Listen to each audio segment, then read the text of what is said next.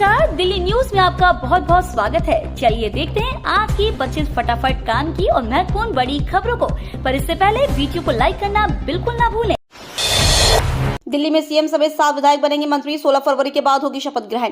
दिल्ली में भारतीय जनता पार्टी की जीत के बाद सरकार गठन का इंतजार है। रविवार को नए मुख्यमंत्री के नाम की घोषणा हो सकती है। दिल्ली में मुख्यमंत्री, उप मुख्यमंत्री और मंत्रियों समेत अधिकतम 7 लोगों को कुर्सी मिल सकती है। भाजपा की ओर से फिलहाल कोई संकेत नहीं दिया गया, लेकिन मंत्रिमंडल को लेकर कई चेहरों को लेकर चर्चा तेज है। कैबिनेट के जरिए पूर्वांचली, महिला, जाट, दलित आदि को साधने की कोशिश की जा सकती है। वक्फ मामले में दिल्ली हाईकोर्ट ने अमानतुल्लाह खान से मांगा जवाब, पत्नी को भी नोटिस। दिल्ली हाईकोर्ट ने गुरुवार को आम आदमी पार्टी के विधायक अमानतुल्लाह खान से दिल्ली वक्फ बोर्ड से जुड़े मनी लॉन्ड्रिंग मामले में उनके खिलाफ ईडी की याचिका पर जवाब देने के निर्देश जारी किए हैं। जस्टिस विकास महाजन ने ओखला विधायक अमानतुल्लाह खान को नोटिस जारी करते हुए मामले की अगली सुनवाई के लिए 21 मार्च की तारीख दी। साथ ही हाईकोर्ट ने निचली अदालत से मामले की सुनवाई उसके पास होने तक अपनी कार्रवाई स्थगित करने को भी कहा। अदालत ने अमानतुल्लाह खान की पत्नी को भी नोटिस जारी किया। दिल्ली एयरपोर्ट पर ब्राजील की 2 महिलाएं दबोची गई। पेट से निकले 26 करोड़ के 172 कैप्सूल। दिल्ली की इंदिरा गांधी इंटरनेशनल एयरपोर्ट पर 2 विदेशी महिलाओं को 26 करोड़ की कोकेन तस्करी करते हुए पकड़ा गया है। दोनों महिलाएं ब्राजील की रहने वाली हैं। दोनों महिलाएं ब्राजील के साओ पाउलो से फ्रांस के पेरिस होते हुए आई हैं। कस्टम डिपार्टमेंट के अधिकारियों ने बताया कि एक ही फ्लाइट से आए 2 यात्रियों ने कैप्सूल खाकर नशीले पदार्थ छिपाया था। ये लोग दक्षिण अमेरिका से यूरोप होते हुए भारत में इन नशीले पदार्थ की तस्करी करने आ रहे थे। दिल्ली की 30 से ज्यादा कॉलोनियों में 2 दिन पानी नहीं आएगा। दिल्ली के कई इलाकों में 2 दिन जलापूर्ति प्रभावित रहेगी। दिल्ली जल बोर्ड की ओर से साझा की गई जानकारी के मुताबिक दिल्ली के 30 से ज्यादा इलाकों में कल और 17 फरवरी को पानी का संकट रहेगा। जल बोर्ड की ओर से भूमिगत जलाशयों और बूस्टर पंपिंग स्टेशन की वार्षिक सफाई कराए जाने के कारण पानी की आपूर्ति नहीं हो सकेगी। इस अवधि में लोग अपने क्षेत्र में स्थित जल बोर्ड के कार्यालयों के नंबरों और जल बोर्ड की हेल्पलाइन पर कॉल करके टैंकर मंगा सकेंगे। दिल्ली में सीएम को लेकर बीजेपी ने लिया फैसला। 16 फरवरी को होगा खुलासा।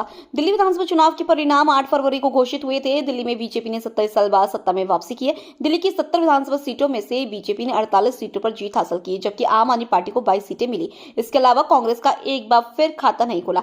दिल्ली में बीजेपी की सत्ता में वापसी हो गई हो, लेकिन अभी तक मुख्यमंत्री चेहरे का ऐलान नहीं हुआ है। हालांकि मीडिया रिपोर्ट्स के अनुसार दिल्ली में 16 फरवरी के बाद सीएम का शपथ ग्रहण समारोह हो सकता है।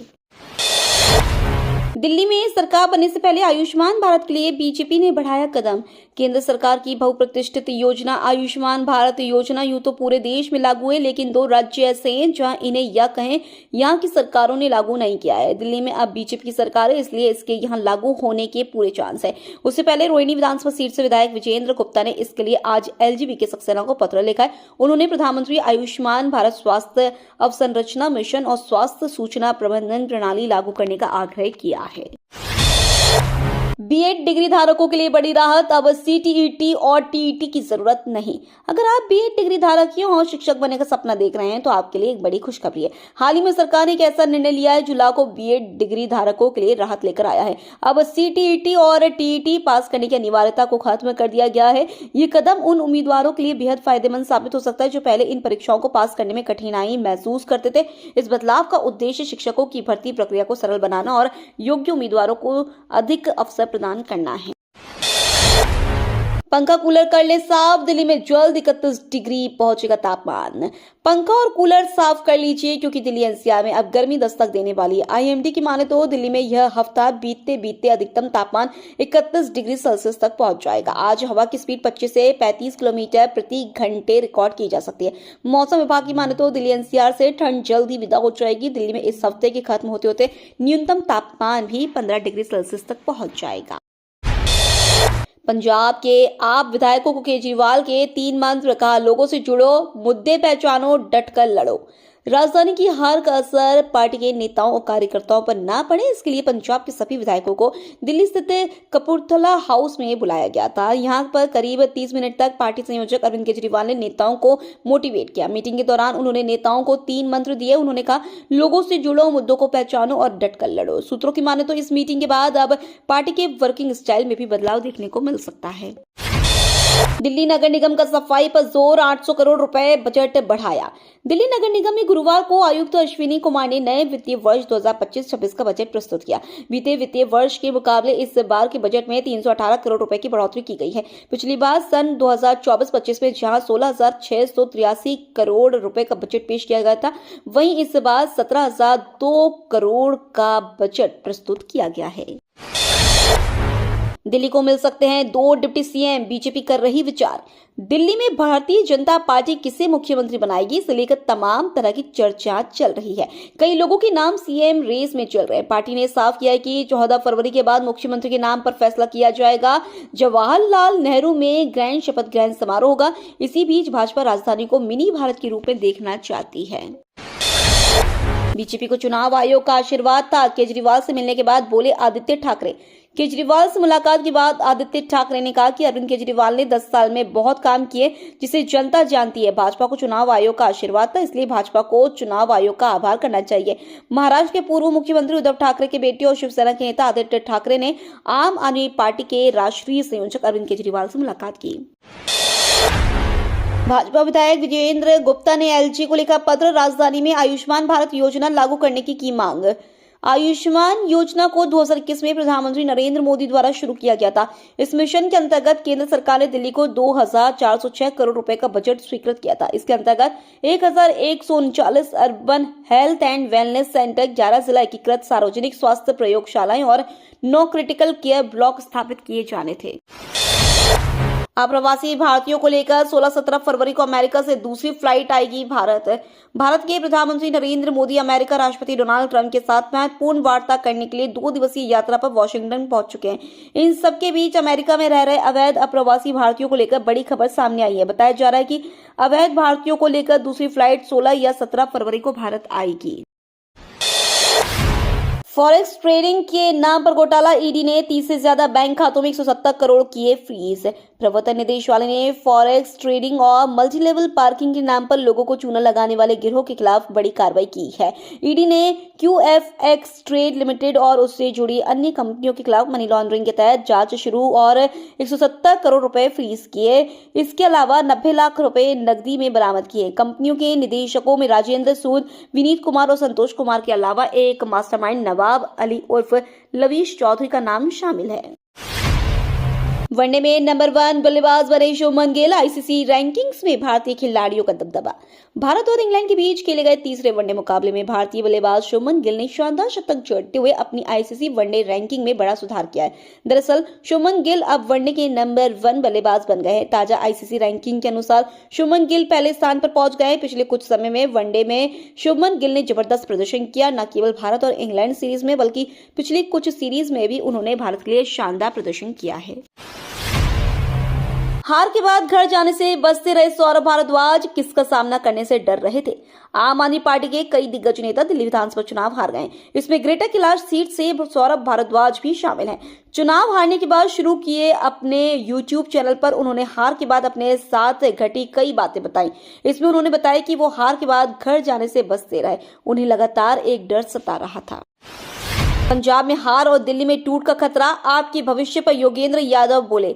दिल्ली में आम आदमी पार्टी की हार के बाद एक बार फिर इसके भविष्य को लेकर कई तरह के सवाल उठने लगे।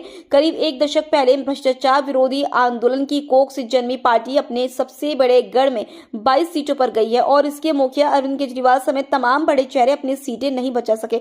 दिल्ली में इस हार के बाद पंजाब में पार्टी टूटने का खतरा बताया जाने लगा तो भविष्य को लेकर कई अटकलें लगने लगी। इनकम टैक्स स्लैब में होगा बदलाव, टैक्स पेयर को होगा फायदा। वित्त मंत्री निर्मला सीतारमण ने गुरुवार को लोकसभा में हंगामे के बीच नए इनकम टैक्स बिल 2025 को पेश किया। इसके साथ ही उन्होंने लोकसभा अध्यक्ष से बिल को सदन की प्रवर समिति को भेजने का अनुरोध किया। बता दें कि केंद्रीय मंत्रिमंडल ने 7 फरवरी को नए इनकम टैक्स बिल को मंजूरी दी थी, जो 6 दशक पुराने आयकर अधिनियम की जगह लेगा। अब सवाल है कि नए इनकम टैक्स बिल से टैक्स पेयर्स को कैसे फायदा होगा और इसके लागू हो जाने से टैक्स स्लैब में भी बदलाव होंगे। मणिपुर में राष्ट्रपति शासन लागू, वीरेंद्र सिंह के इस्तीफे के बाद केंद्र का बड़ा फैसला। मणिपुर में राष्ट्रपति शासन लागू कर दिया गया है। इससे पहले राज्य के सीएम एन बीरेंद्र सिंह ने रविवार को अपने पद से इस्तीफा दे दिया था। इस्तीफे के बाद भाजपा के पूर्वोत्तर प्रभारी संबित पात्रा ने पार्टी विधायकों के साथ कई दौर की चर्चा की है, लेकिन अब भी गतिरोध बरकरार है। पिछले 2 दिन में संबित राज्यपाल अजय कुमार भल्ला से 2 बार मिल चुके हैं। 4 दिन से लापता अमानतुल्लाह खान आए सामने, कहा मैं अपने घर में ही था। 4 दिन तक लापता रहने के बाद ओखला विधानसभा क्षेत्र के विधायक अमानतुल्लाह खान कोर्ट से गिरफ्तारी पर राहत मिलने के बाद सामने आए। खान ने एक अपराधी को भगाने में मदद करने के आरोप में दर्ज एफआईआर के बाद अपनी फरारी की खबरों का खंडन किया है। उन्होंने कहा कि मैं फरार नहीं था, मैं अपने विधानसभा का एमएलए हूं, मैं अपने घर में था। मैंने एक मामले में कल सीबीआई कोर्ट को ज्वाइन किया है। दिल्ली में आरएसएस दफ्तर केशव कुंज की नई इमारत बनकर तैयार। राष्ट्रीय स्वयंसेवक संघ के दिल्ली कार्यालय केशव कुंज की नई बिल्डिंग बनकर तैयार हुई है। संघ 1962 से यहां काम कर रहा है। नया कंस्ट्रक्शन 2018 में शुरू हुआ था, जो 8 साल बाद पूरा होने को है। गुजरात के आर्किटेक्ट अनूप दवे ने इसे डिजाइन किया है। बिल्डिंग को मॉडर्न और ओल्ड दोनों की तरह का लुक दिया गया है।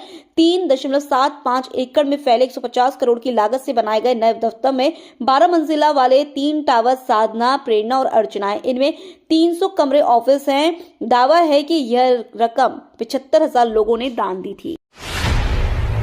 सीएम के चयन में देरी पर आपने उठाए सवाल। बीजेपी बोली पहले अपनी चिंता करें।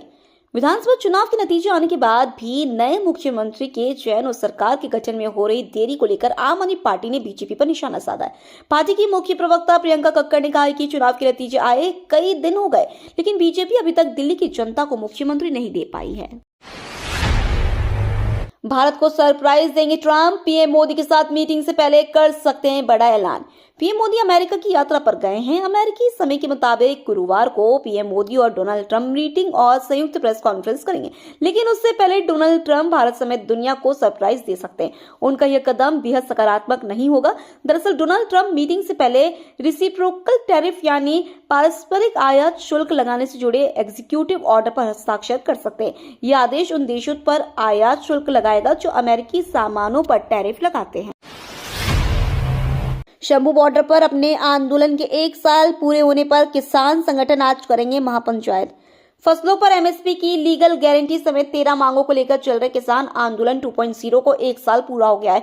आज इसे लेकर चंडीगढ़ में किसानों की केंद्र सरकार से मीटिंग होने वाली है। हालांकि इससे पहले आज शंभू मोर्चे पर किसानों की तीसरी बड़ी महापंचायत शुरू हो गई है। इससे किसान अपना शक्ति प्रदर्शन कर रहे हैं। ये तो थी आज की बड़ी खबरें। रोजाना ऐसी सबसे पहले अपडेट पाने के लिए चैनल को सब्सक्राइब करना बिल्कुल न भूलें। धन्यवाद।